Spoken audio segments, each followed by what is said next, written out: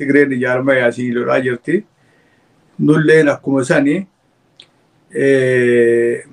maal heddanii foorri bilisummaa barbaanna jiru kana maal heddan jennaan tana waliin qabnaa waliin mari'annaa isin Itoophiyaa National Front ufiin jettanii nuufi isin waan addaa jiru hin qabnu isin Itoophiyaa warra jedheetiniin tokkummaa Itoophiyaatiif dubbatu nu bakka tokkummaa Itoophiyaa san jirraa warra Eritrea ufiin jedhu sanii fi warra Tigree ufiin jedhu sanii warra ofirraa Itoophiyaa irraa bahuu barbaadu san itti wal mari'annee waan isaan waan godhuu barbaadu waan godhuu malu isin waliin nuufi isin waa tokko waliin gallee biyya keessaa waliin dubbannaan nu jedhanii gaafsan akkasumatti dhaabnetuman addaan deemne guyyaa borumtaallee telefoon dhawaniitiniin waamichuma akka kaleessaa san nuu kennanii borillee dhufuu qabdanii ballama keessan borittillee isinii qabne nuun jedhanii gaa yeroo tana dubbiin jajjabaa agarraan haa baqannu karaa baqaa haa mala haa laallannu mootummaan tun qabdee isaanitti nu kennuu heddi nu galuu nu barbaannu mala haa dhawannu jenneet nu nama sadii edanuma deemaa jedhaniitiin itti keessa nu muranii warra Eritrea ka adanii maali Kuwaitiin jirutti telefoona dhawanii warri sun airportitti dhaabatee nu eegee achirraa fuudhee Kuwaitiin seenne jarri kun ammoo turuyyuu nu ballama borii dhiifnee biraa deemuu hin dandeenyu eebiidha naaf Abdulhafiz ballama borii san eeyinee nulleen isin duuban dhufnaa deemaa nu jedhanii achirraa deemne alaa kulleen halkanuma nu baane kanaayyuu qaata riippoortii barreessanii warra Itoophiyaa National Front namni sadii bahee jira jechaa qaata mootummaa bira dubbiin geetti halkanuma kana ganama subii osoo jarri hirriibayyuu ka'in dhufanii mana itti dadhabanii jarri lamaan illee nu jalaa badanii osoo isaan nu jalaa hin banne qabanne jedhaniitiin ballama sanillee cabsanii isaanummaan dhufanii ganama bolisaa fuudhaniitiin eerpoortii geessanii eerpoortii sanitti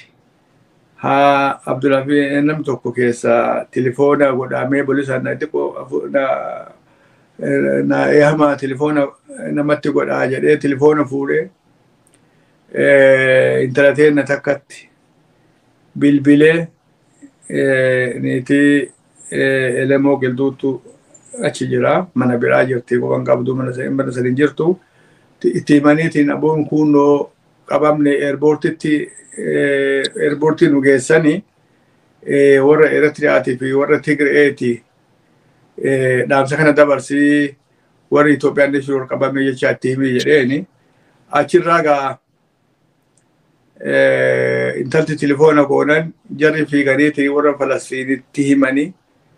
namtichi Falastiin santu walitti qabee nama isaan bichaayyuu miti ijaarmaya bilisummaa biyya ofiitiif biyya san keessatti beekumsa fudhateetiin achitti qabsoo godhu ijaarmaya jahatu ture ka Falastiin ka Eritrea ka Tigree ka Jabuuti ka Ummaan ka Falastiin tu jira jahan kana walitti qabee namtichi Falastiin kun nama jabaadha guyyama san warra mootummaa adanitti dhaqanii ministeerticha hajaalaatti dhaqanii maaliif jara kana qabdee humnaan Itoophiyaatti deebisuuf deemtan hambituun ummata bilisummaa ofiitiif deemu fedhiin isaanii hin guutamne ijaarmeen kun mootummaan tun mootummaa nu amma nu taate jenneetti waliin deemne dalaguu danda'u miti jedhaniitiin himachaa jedhanii maaliif humnaan galchitanii eega isaan bakka isaan dhufanii biyyoota mootummaa isaan irraa qabsoo godhaniitiin ofirraa buusuuf lolan eega isaanitti deebiftan nullee akkasuma Azraa'elitti nu deebisuuf deemtanii Falastiin Azraa'elitti deebisuuf deemtanii Jabuutii Faransatti deebisuuf deemtanii warra qabsoo godhu amma as adanii jiru kanatti Faransatti deebisuuf kennuu deemtanii warra ammoo ummaanitti salaalaa mootummaa sanii ummaanitti deebisuuf deemtanii tanaafuu nu biyyateessanii galla yoo jara kana gad hin dhiisin nu arrarraa kaanee biyyateessanii boru godaannaa quba waan dhajaraniini hira jibbaatanii wal mormanii haga mormeen dheerattee ministeertichi pirezidentiin dubbatee dubbiin akka nu jenne ta'uu didde hokkatte maal goona jennaan warra eerpoortii jiru san achitee isaanummaan fuudhanii gara fedhan haa dabarsanii magaalatti asin deebi'ini hagasii wanni nu godhuu dandeenyu jara achiin eerpoortii irraa kennaa fi jedhanii nu oofisa kenna fi wanni nu biyya sanitti qabnu makaazina lama qawwee achi qabna makiinan teennaa balbaloo dhaabattee achitti haftee akka saniin jarri kennallee nu duuban adaniin dhufanii nu yeroo sanitti biyyoota warra amma dargeessa waliin watakkallee hatta karaa ittiin seenneti yookaan waa goonuu takkallee hin dhaabattee jechuu kiyya qabsoon teenne yeroo san keessatti likkii malee qab jettee dhaabattee wanni zaman isaanii san keessatti jalqabame warra kenna ka jaarraa abbaa gadaatii fi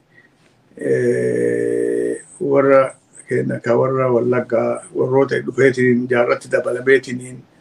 santu tattaan fi diqqo godhee sunillee akkuma isin martinuu beeytanii qabsoo godhuu caalaa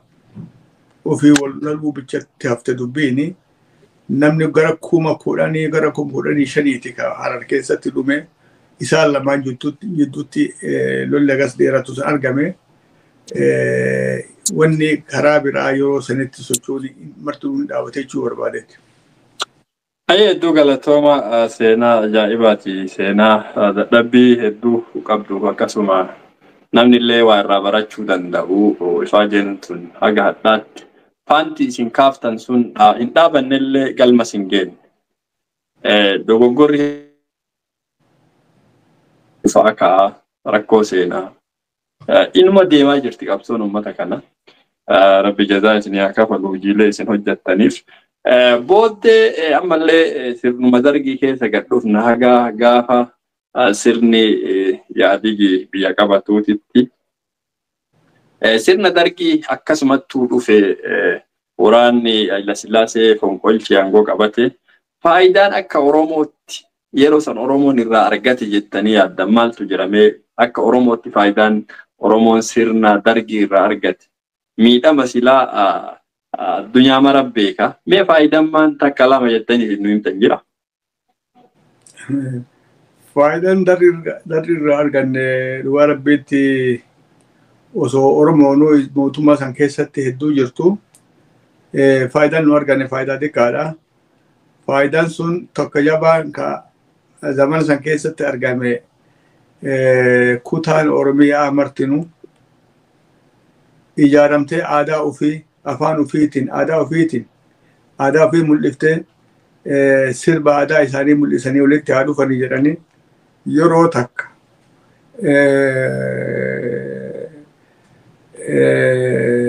matoonni keenya warroonni jaarsonni gaafsan bakka san jiran orman amma akka Leencoo Lataa Diimaa Nagaroo faan jiranii Qeessi Guddinaan ni jira. Yeroo 1991 osoo gahin wannan isin gaafatte tuni. Tun gaafa dargii keessa. Dargii ma keessa jechuudha. Dargii keessa eegala. Jalqaba dargiitu wannumaan dargiin Oromoo goote amma na gaafatte tuni. Sirba gadhiifteef jechuudha. Akkasumatti fixuu hin dandeenya beektu. Sirba keessa ka Oromoo ka duraan bakka takkallee hin jirre. Ka gaafa afran qalloo ijaaratte sanillee yeroo gabaabdutti dhaabate sun zamana dargii mootummaa Hayila Sillaasee keessa jirtu gaafa afran qalloon ijaaramte suni ammoo ta dargiin goote takkatti uummata keenya kutaa 11 guyyaa lama Finfinneetti walitti kaa'aniitiin aadaa ofii uffatanii afaan ofiitiin sirban takkatti sanii wanni ani irraa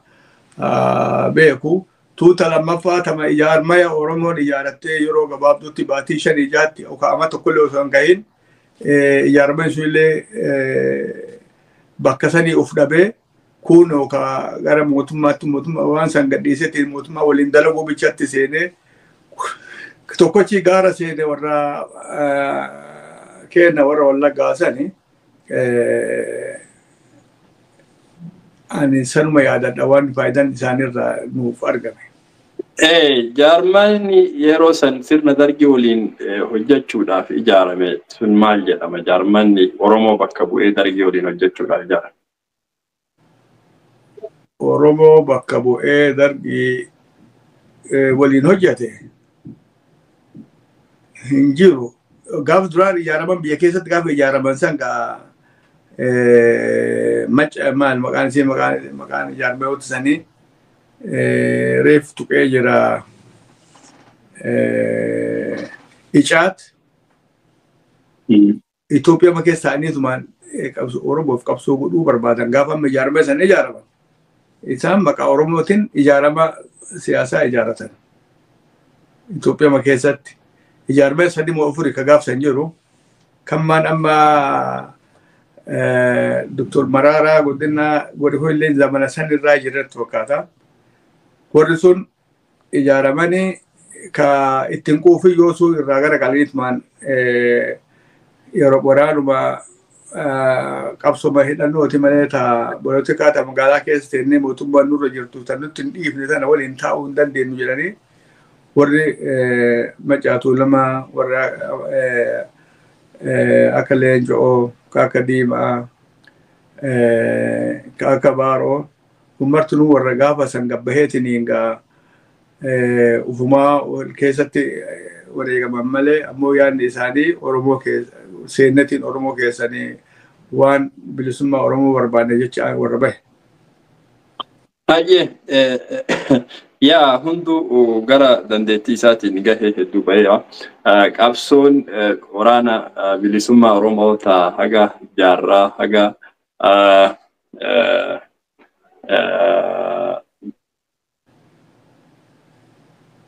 Galaasaa Dilboo Daawud Ibsaa haga tartiiba kanarra geettutti ka'umsi waraana kana jalqabni isaa akkuma gaafa duraa kaaftan Haji Hussein Suraa jettanii namni sababii ijaaramuu waraana Oromoo ka'umsa ta'e akka isaan ta'anitti kaaftanii waraanni haga as Daawud Ibsaa bira ga'utti hoggansa Daawud Ibsaa bira ga'utti ijaarame kuni waraana kam diigamee bifa haarawaan ijaaramaa dhufe moo caafima santu wal harkisee agasitti dhufe?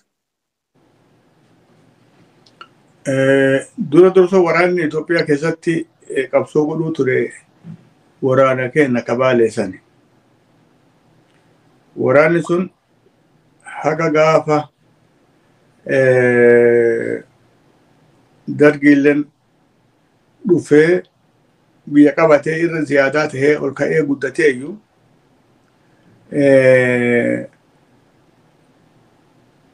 yeroo sani yeroon ijaarmanni Oromoo heddummaatee argame yeroo sani yeroon Hararima keessatti ijaarame kaama warra keenya ka maayii tanaa dargii keessa argame sun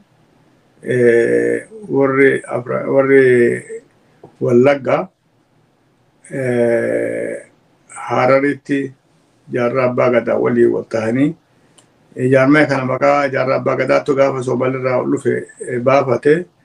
isuma maqaan kun maqaa dhugaatii maqaa haqaatii maqaa numara anaf nu oofsuu wal nu dhabsiifne jedhanii maqaa san fudhatanii san waliin deemanii sunuu yeroo gabaabdutti sila gara qophaawaniitiin diina san dura dhaabachuutiif ka sila deemuu qaban ufumaa mataa ofiitii walitti dacha'aniitiin waan argame san mara godhanii achirraa kaanii haga Hararitti wal dhawanii achirraa kaanii karaa Jabuutiitiin kun biyyoota Arabaatii fi biyyoota Awuroopaatti illee achirraa faca'aniitiin biyya alaa deemanii ijaarmanni dhugaa rabbiitti laafinni guddaa qaba jechuu barbaadeeti walii galatti. Yeroo san jaarmoonni waraanallee lamatu akka waraanni lama bosona ture seenaa irraa akka dhageenyellee tokko ka jaarraa abbaa gadaatiin durfamu ka gama waraana biraa akka Magarsaa Bariifa wajjin yeroo jarri sun gara Somaaleetti nama 11 ta'anii wareegamanis waraanni sun bakka lamatti bahee jira yeroo san yeroo Magarsaan Bariifa wareegaman. yeroo sun isaanu lakkoofsi isaanii sun nama gabaaba. Magarsaa Bariifaa gaafa dhufte hagamte hedduu jiru yeroo gabaabaa likkii malee maqamaatu iyyuu guddatee nama dhagahutti waan guddoo fakkaata malee nama gabaabaadha. Warra Magarsaa Barii sanirraa warra nu bira dhufee jira Adaniin gaafa sanitti nama jahatu Adaniin nutti dhufee nama gabaabaadha ka biyya keessa jiru. Warra gabaabaa kanaan jahan kunuu ka dhufe nu bira haga baatii lamaa achi ta'anii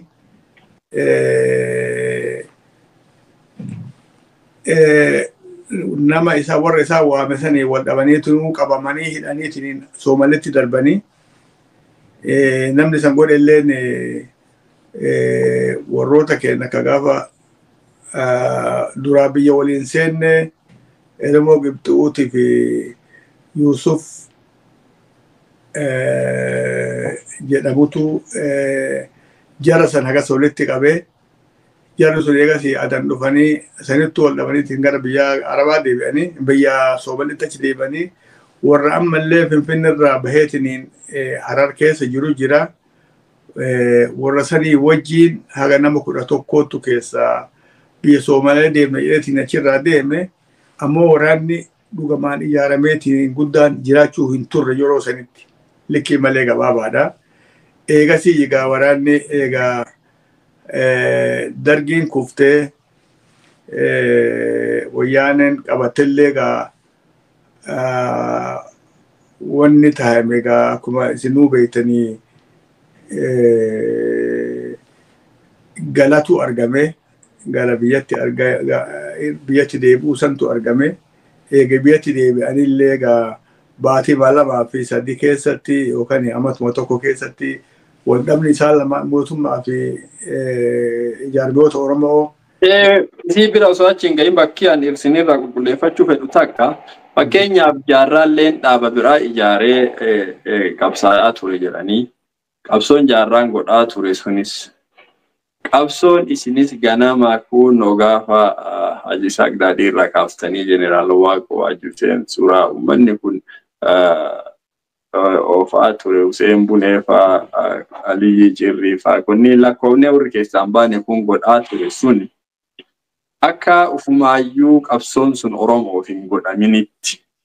qabsoo yookaan jihaadaa yookaan islaamummaa qabsaayameetti illee seenaan dubbatamu jira haga sa'a ammallee. Maal jettan isin qabsoon isin gootan suni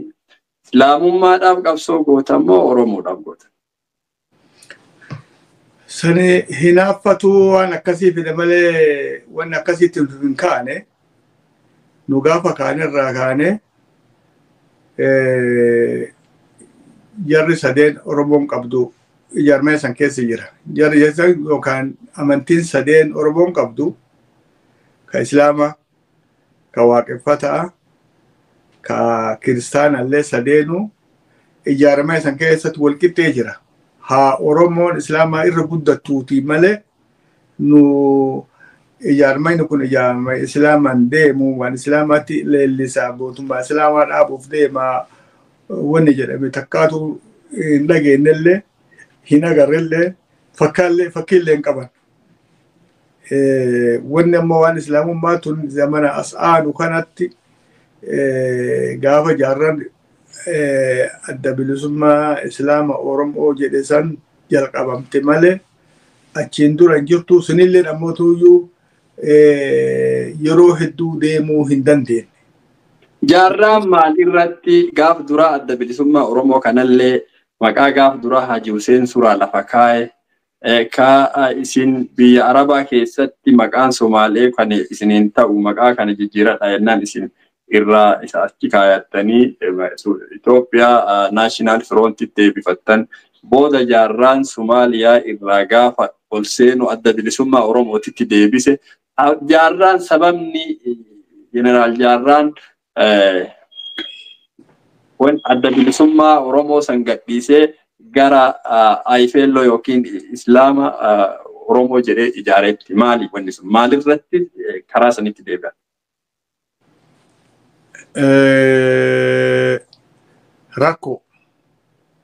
rakkotu achiin ga'e malee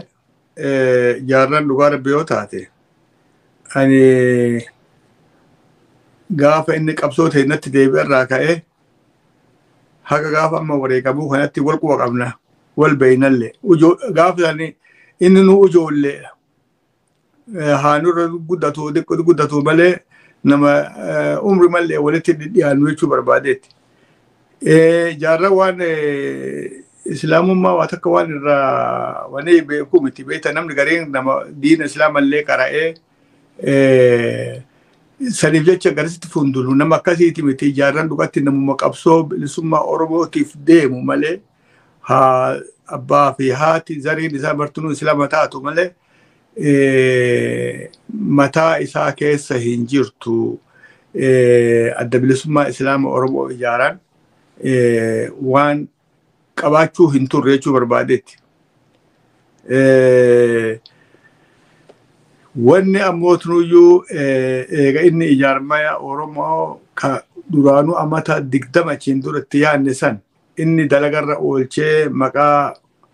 adda bilisummaa Oromoo jedhee ijaare suni waan dhugaa numara kenna osoo walillee jiraachuu baannee keessallee jiraachuu baanne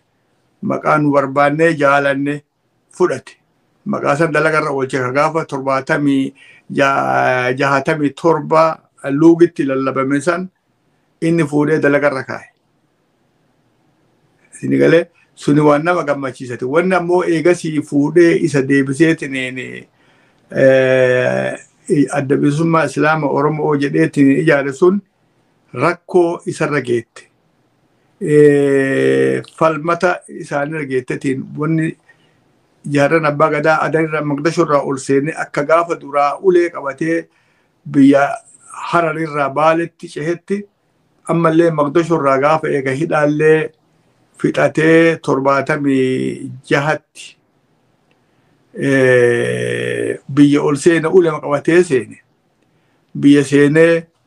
bakka qabsoon ijoolleen teennata Hasan Ibrahim waliin jirtu Hasan Ibrahim bakka inni itti taqawwee tokko ta'e Harar sanitti bakka san dhaqee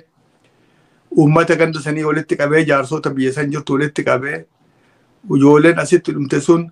yookaan namoonni asitti dhufaniitiin qabsoo asitti dhawanii darbatan sun miseensota kenna ani isaanirraa nama tokko isaan miseensota kenna warra nu duuban deemu turetu warra rabbiin alatti isaan hambiseetiin ala turantu qabsoo sanillee asitti tokkosee asitti lola jalqabanii.